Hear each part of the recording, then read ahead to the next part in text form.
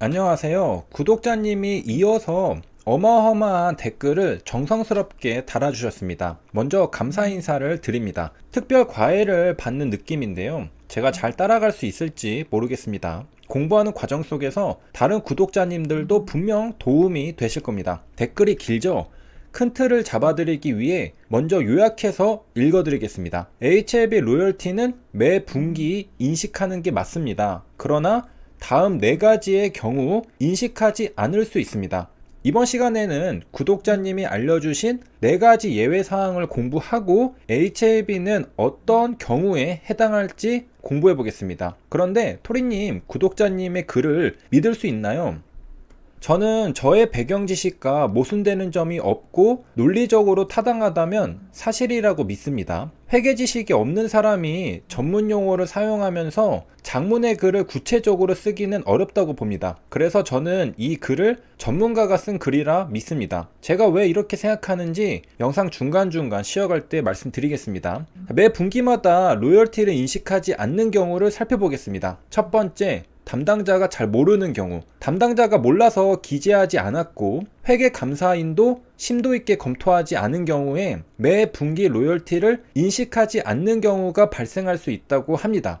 이건 실수겠죠. 사람이 하는 일이라 충분히 있을 수 있다고 생각이 듭니다. 하지만 HLB는 실수하기 힘들겠죠. 왜냐하면 리버세라니 로열티는 워낙 중요한 수익 중 하나이기 때문에 실수할래야 실수할 수가 없는 수익입니다. 그래서 HLB는 실수가 아니라 다른 이유로 로열티를 인식하지 않았을 겁니다. 이런 경우가 종종 있습니다 라고 하시는 걸 보니 구독자님은 담당자의 실수로 매출을 인식하지 않았던 사례를 알고 계신 겁니다. 두 번째는 중요성의 원칙입니다. 로열티 금액이 회사의 매출액 대비 또는 자산 규모 대비 미미하여 분기에 계상하지 않아도 정보 제공에 큰 왜곡이 발생하지 않는다고 판단이 되는 경우입니다. 중요한 매출이 아니라면 굳이 매 분기마다 꼬박꼬박 인식할 필요가 없다는 겁니다. 특히 예측하기 어려운 매출이라면 실익이 크지 않겠죠. 중요한 매출이란 전체 매출에서 차지하는 비중이 클 때입니다. HLB 로열티 매출은 중요한 매출일까요? 중요한 매출입니다. 작년 사업보고서에서는 1년치 로열티 매출이 전부 인식된 게 아니었음에도 전체 매출의 10%를 차지했습니다. 2021년 올해 로열티 매출 비중은 이보다 더 클 거라 예상할 수 있습니다. 왜냐하면 중국에서 아파티닙이 간암치료제로 시판되었기 때문이죠. 자, 그렇기 때문에 HLB 로열티 매출은 중요한 매출이고 따라서 구독자님은 매 분기 인식해야 한다고 말씀하고 계시는 겁니다. 그러면서 제가 생각지 못한 시각을 두 번째 문단에서 제공해 주셨는데요. 읽어보겠습니다. 로열티 수입은 회사의 메인 비즈니스이고 회사의 역량을 모두 투입해서 로열티를 받게 되었는데 그 로열티 수입이 오로지 4분기에만 해당되어 4분기 당시의 주주 및 이해관계자에게만 해당한다고 볼 수는 없을 것입니다. 이게 무슨 말이냐? 단지 주주가 된 시기가 다르다는 이유로 주주들 간에 차등적인 영향을 주는 건 합당하지 않다는 것입니다. 로열티 매출은 HLB 실적에 영향을 줄 만한 중요한 매출이기 때문에 생각해 볼 문제입니다. 회계랑 법 등 대부분의 것은 상식적으로 생각하면 정답에서 크게 벗어나지 않습니다.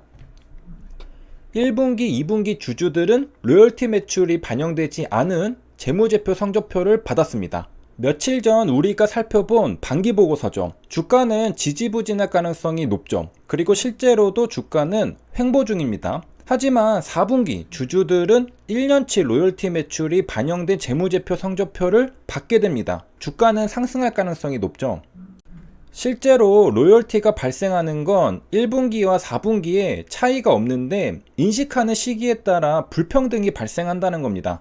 심지어 1분기 주주님들은 로열티의 원천인 물질 특허를 인수하기 위한 유상증자에도 참여하고 2.16 사태까지 겪었을 가능성이 높습니다. 왜? 1분기가 4분기보다 시기적으로 앞쪽이기 때문입니다. 그러니까 한마디로 4분기에 로열티 매출을 한 번에 인식하면서 그 성과로 인한 수혜를 4분기 주주님들만 누리는 게 맞는가 하는 의문입니다. 1분기, 2분기, 3분기까지는 적자였다가 4분기에 드라마틱하게 연간 100억 원 이상의 로열티 매출이 찍히면서 흑자 전환하면 주가가 좋을 겁니다.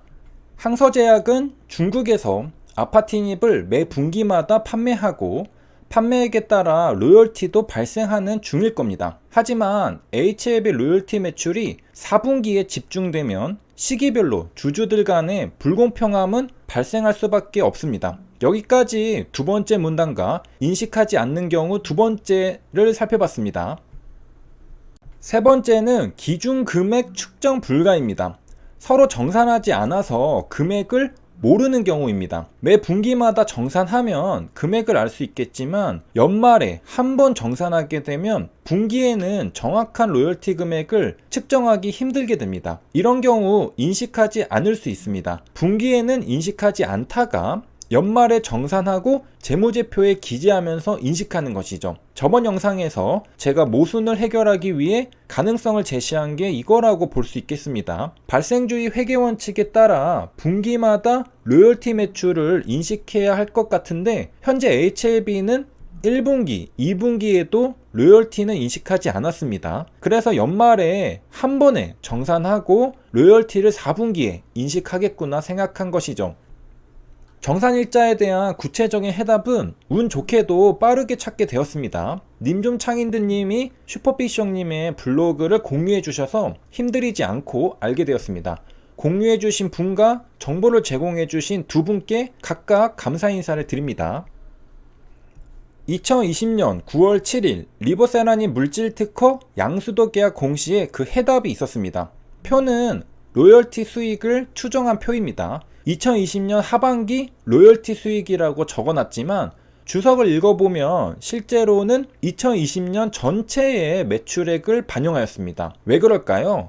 주석을 읽어보겠습니다. 1년 단위로 정산함에 따라 2020년 하반기에 2020년 전체의 매출액을 반영하였습니다. 그러니까 HLB 로열티는 1년 단위로 정산합니다. 저번 영상부터 저는 추론하고만 있었는데 이걸 놓쳤던 건지 까먹었던 건지 이미 자료가 있었습니다.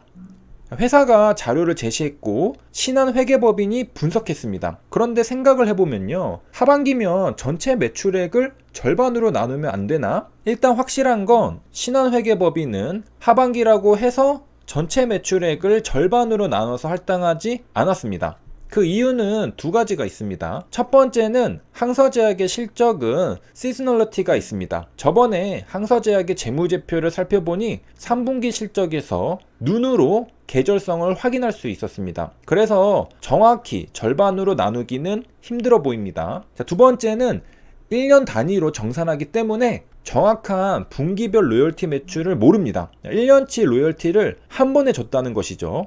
이건 1분기, 저건 2분기 이렇게 나눠서 로열티를 준 게 아니라 1년치 로열티를 한 번에 준 것이죠. 그런데 항서제약이 2020년도 실적을 보면서 로열티를 역추산해 볼 수 있을 것 같기도 한데요. 그렇게 계산하진 않았습니다. 부정확한가 봅니다.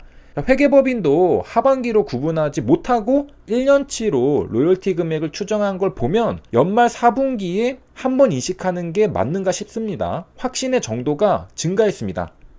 그러니까 2020년도에 회계법인은 1년 단위로 로열티를 추정했고 2021년도에 HLB도 1년 단위로 로열티를 인식하려는 것으로 보입니다.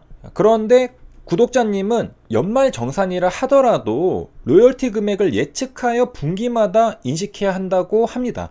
로열티 금액 예측의 어려움과 시기별 주주들 간의 불평등 사이에 저울질을 해봐야 할 부분이죠. 시기별로 주주들이 불공평할 수는 있지만 로열티 금액을 정말 추정하기 어렵다면 현실적으로 가능하기 힘들 수 있겠죠. 그러면 분기마다 인식하지 않을 수 있다는 겁니다. 정말 로열티 금액은 도저히 측정할 수 없는가? 가능할 것 같기도 한데요. 하지만 회계법인도 분기 로열티 금액을 측정하지 않는 걸 보고 역시 연말정산인가 생각을 좀 더 굳히게 되었습니다. 네 번째는 계약서에 따라 기중에는 인식하지 못하게 되어 있는 경우입니다. 이건 구독자님도 거의 보지 못했다고 하니 그런 경우도 있구나 확인만 해보면 되겠습니다. 이런 경우는 거의 보지 못했습니다 라는 표현은 많이 접해본 사람만 쓸 수 있는 표현입니다. 그래서 구독자님은 실무적으로 회계 직종의 전문가가 아니실까 싶네요. 자, 이렇게 해서 이번 시간에는 분기마다 인식하지 않는 경우 4가지를 살펴봤는데요. 글을 읽으면서 구독자님의 깔끔한 논리와 제가 생각지 못했던 새로운 시각에 감탄했습니다. 또한 두루뭉술한 단어보다 전문 용어를 적극적으로 사용해 주셔서 좀 더 이해하기 좋았습니다. 훌륭한 가르침 감사합니다. 다른 분들도 도움이 되셨길 바랍니다. 여기까지 시청해 주셔서 감사합니다.